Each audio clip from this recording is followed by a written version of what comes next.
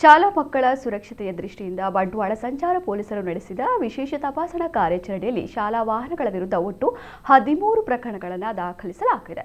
Bantwal traffic SI Adarsh ಅವರ ನೇತೃತ್ವದಲ್ಲಿ ನಡೆದ ಕಾರ್ಯಾಚರಣೆಯಲ್ಲಿ ನಿಗದಿತ ಮಿತಿಗಿಂತ ಹೆಚ್ಚಿನ ಸಂಖ್ಯೆಯಲ್ಲಿ ಶಾಲಾ ಮಕ್ಕಳನ್ನು ವಾಹನಗಳಲ್ಲಿ ಕರೆದೊಯ್ಯುತ್ತಿದ್ದ ಪ್ರಕರಣಗಳಿಗೆ ಹೆಚ್ಚಿನ ಆದ್ಯತೆ ನೀಡಿ ತಪಾಸಣೆ ನಡೆಸಲಾಯಿತು. ಈ ವೇಳೆ ಅನುಮತಿಸಲಾದ ಸಂಖ್ಯೆಗಿಂತ ಹೆಚ್ಚುವರಿ ಶಾಲಾ ಮಕ್ಕಳನ್ನು ಸಾಗಿಸುತ್ತಿದ್ದ 8 ವಾಹನಗಳ ವಿರುದ್ಧ ಪ್ರಕರಣ ದಾಖಲಿಸಲಾಗಿದೆ. ಅಗತ್ಯ ದಾಖಲೆಗಳನ್ನು ಹೊಂದಿರದಿರುವುದು ಹಾಗೂ ದಾಖಲೆಗಳಲ್ಲಿ ನಿಯಮ ಉಲ್ಲಂಘನೆ ಕಂಡುಬಂದ ಹಿನ್ನೆಲೆಯಲ್ಲಿ 5 ಪ್ರಕರಣಗಳನ್ನು ದಾಖಲಿಸಲಾಗಿದೆ. ನಿಯಮ ಉಲ್ಲಂಘನೆಗಳನ್ನು ಯಾವುದೇ ಕಾರಣಕ್ಕೂ ಸಹಿಸುವುದಿಲ್ಲ ಎಂದು ಸಂಚಾರ ಪೊಲೀಸರು ಎಚ್ಚರಿಕೆ ನೀಡಿದ್ದಾರೆ. ಶಾಲಾ ವಾಹನಗಳ ದಾಖಲೆಗಳು, ವಾಹನದ ಸಾಮರ್ಥ್ಯ, ಮಕ್ಕಳ ಸಂಖ್ಯೆಯ ಮಿತಿ ಸೇರಿದಂತೆ ಅಗತ್ಯ ಸುರಕ್ಷತಾ ನಿಯಮಗಳ ಪಾಲನೆ ಕುರಿತು ಮುಂದಿನ ದಿನಗಳಲ್ಲಿಯೂ ತಪಾಸಣೆ ಮುಂದುವರಿಯಲಿದೆ ಎಂದು ಪೊಲೀಸರು ತಿಳಿಸಿದ್ದಾರೆ.